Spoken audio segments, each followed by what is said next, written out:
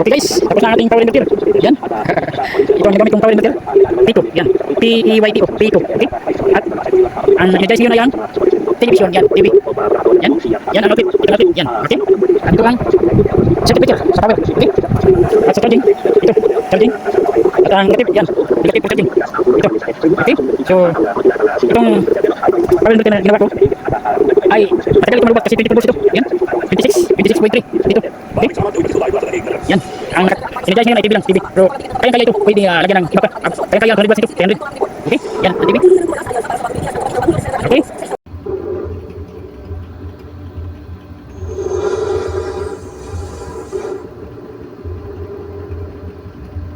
Okay. Gawin ko muna ito. Yan. Okay. Dito ito. Ang outlet. Dito ko ilagay. Okay. At ang circuit breaker para sa power. Dito. Dito ko ilagay. Yan. Okay. Manahin natin ang circuit breaker. Ito. Ito ang lagyan. Ito. Okay. Okay. Yan.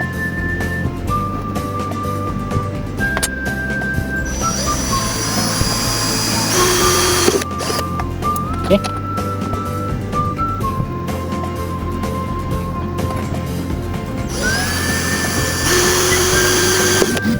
Okay.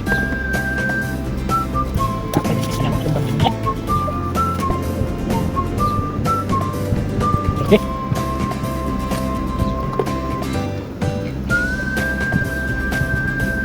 Okay.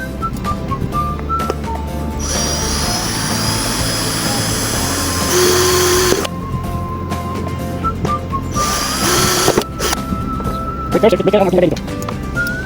Okay.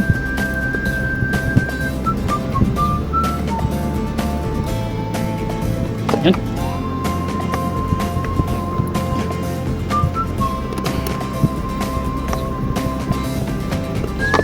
Oh, yan. Ang circuit breaker. Ito ano?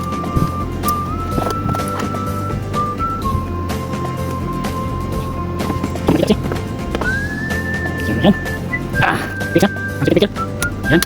Okay. Next. Ito ang outlet.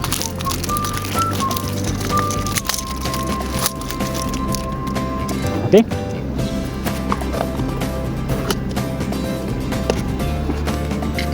Yan.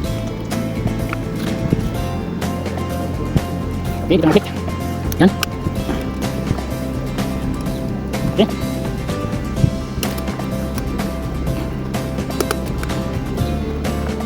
Hati-hati natin. Okay, yan.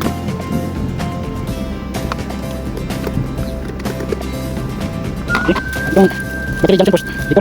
Okay, tinransfer ko para malayo sa short circuit.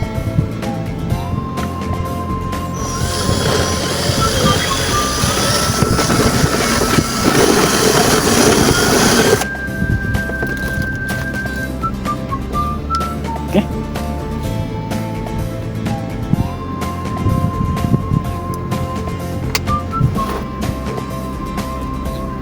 Yan.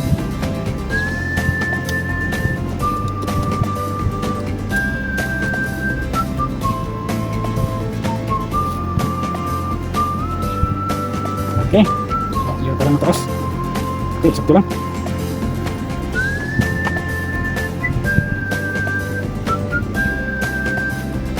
Okay.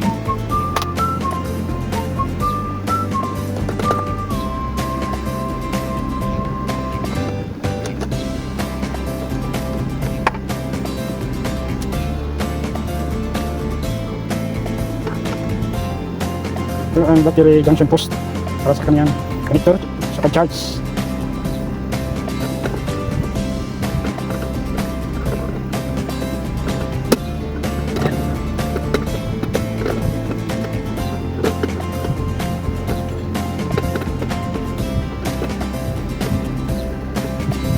Okay.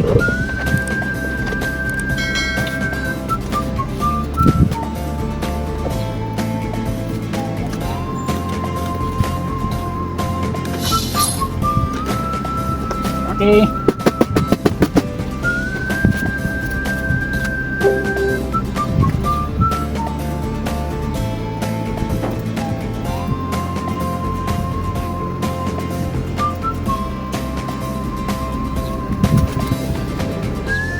Ating gawin ay nag-wiring. Wiring lang ang kulang sa inverter, sa circuit breaker, at sa battery. Okay.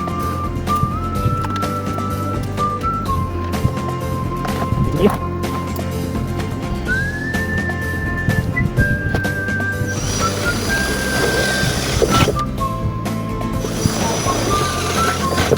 Okay. Yan. At sa ating outlet tayo okay. Tingin ko dito, buksan natin itong outlet. So dito tayo.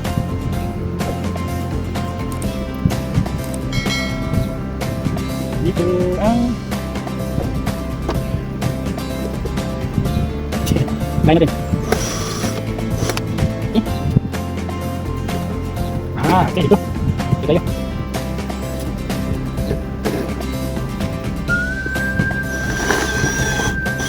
Okay.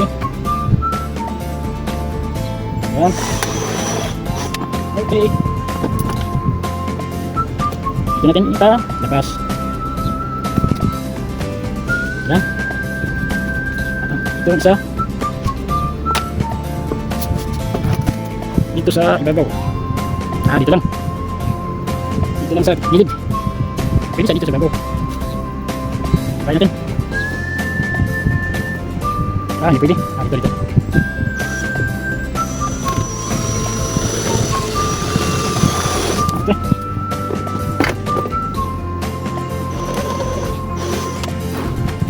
Okay.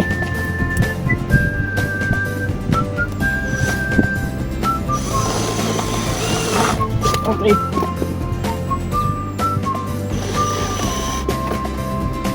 Okay.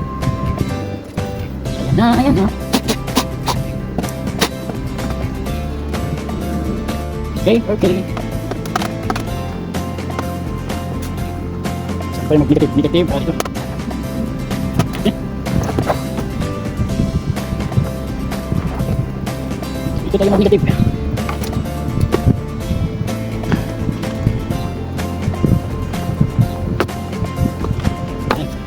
Negative. Next. Positive. Ayan.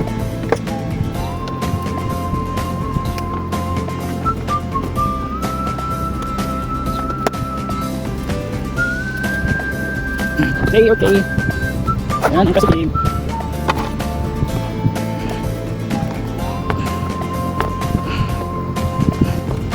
Okay, positive.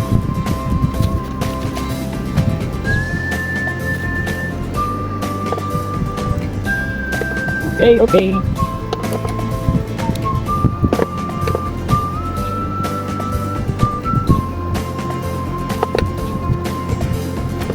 Ayan.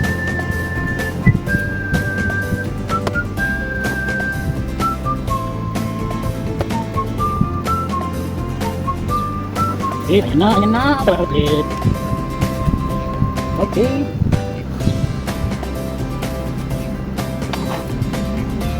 Okay.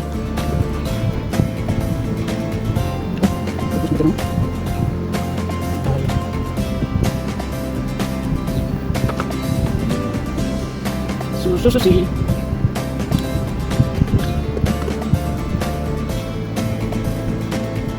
Okay. Yan, para sa power inverter. Okay. Ano? Yun ang wire para sa inverter. Power sa 12 volts, ay 24 volts and sa 20 volts. Okay. So dito sa battery, lagyan natin ng double-sided na adhesive para mag-fix.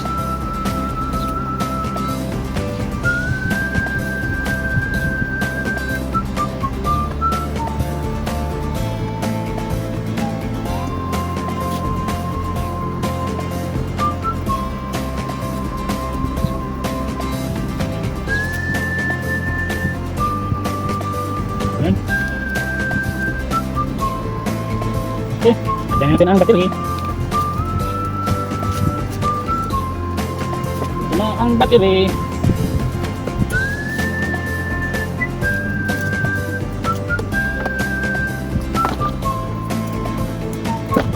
Yan.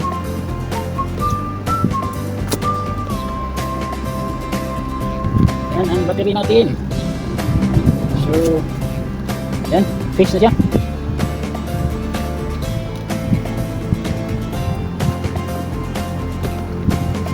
At meron siyang 26.4 volts. Okay. Yan. Oh, okay. Medyo okay na, tapos na. Battery, install na battery. Yan. Negative. Positive. So dito ako mag-charge, dito tayo mag-charge. Negative, positive. Okay, ito ang ating battery. Ito makita ang bimis. Okay. So, lagyan natin ang power inverter. Yan, kita ba? Meron siyang 26.4. Okay, meron siyang 26.4. So, ilagay natin ang ito lang ang gagamitin natin power inverter. P2. Yan. P2 power inverter. Dual mode, 12 and 24. Okay? Dahil 24 volts itong aking power station, ang ating battery. Okay? Lagyan natin. Positive.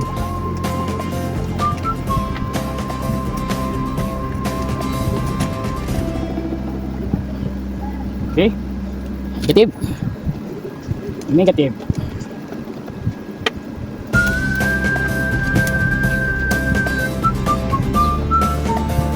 Okay. At dito natin saksak, i-choke ang ating output to 20 to 24 volts. Yan.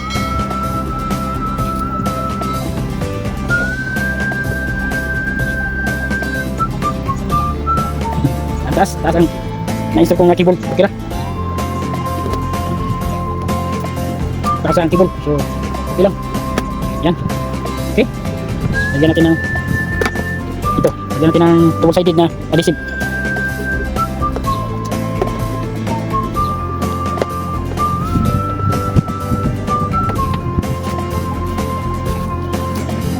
Ito ang kanyang cover. Ito, yan.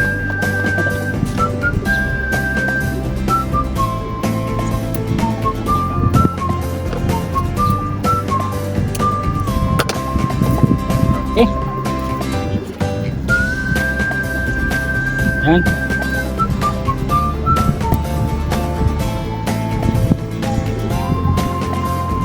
Ay, hanggang ano ito? Okay, ito. Yan. At lagyan natin ito sa loob.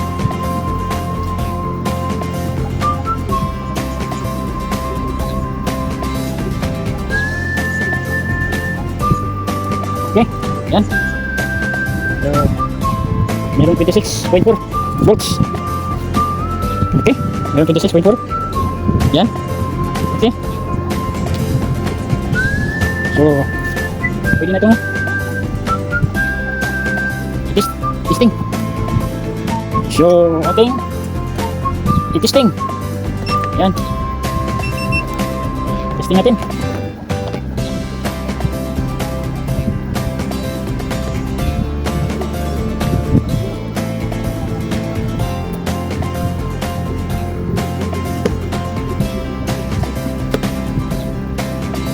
Okay. Ating i-power on. Yan. Power on na siya. Yan. Meron 26 dito. Ito 26.6 pala. Mahina yung nasa battery. Mataas ang power, 26.6. Ang kanyang output to 25. Okay? So, ating i-try sa reading sa multi-tester. Yan ang multi-tester.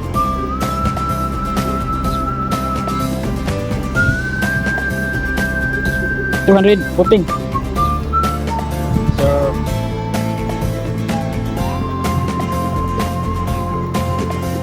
okay, meron 214.6. Dito sa output niya 225. Sino kaya ang eksakto ito? So, ating try sa TV. Okay, yan na ang ating power station. Okay, dito ang outlet. ang breaker at ang para charge. Yan. So, tingin try. Hindi abot. Okay. Yan. So, ito ang cord sa ating TV. Okay. Ating ichok, ating saksak. Yan.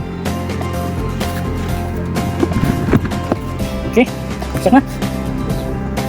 At ating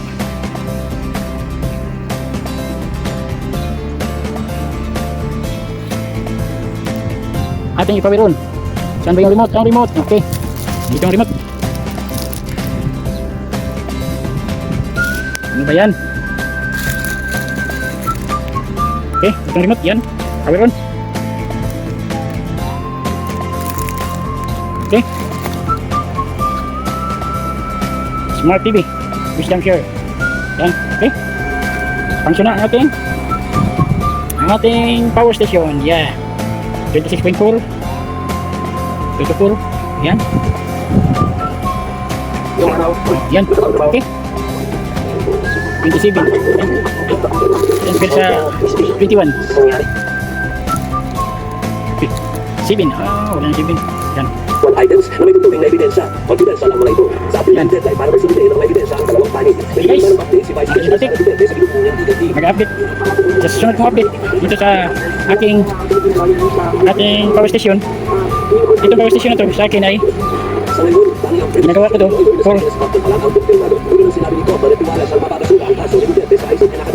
for experimental ko po ito. Yan. Pag TV lang natin gamitin ito, itong TV na to, mga 30 watts. So, itong 30 watts na TV, kahit 24 hours pa, hindi ito maubos ang battery natin kasi 24 volts yan. Diba? Okay, so pag mag-charge tayo, ako mag-charge ako dito, positive, ito negative. Okay? Okay guys, tapos na ang ating power inverter. Yan. Ito ang ginagamit kong power inverter. P2. Yan. P-E-Y-T-O. P2. Okay? At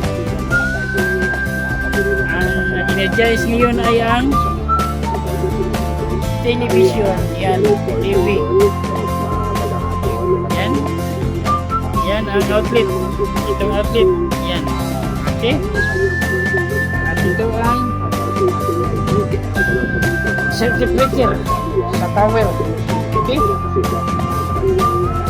At sa charging, ito. Charging. At ang negative, yan. Negative for charging. Ito. Okay? So, itong power inverter na ginawa ko ay matagal ito malubak kasi 24 volts ito. Yan. 26.3 ito. Okay? Yan. Ang energize ngayon ay TV lang. TV. So, kayang-kaya ito.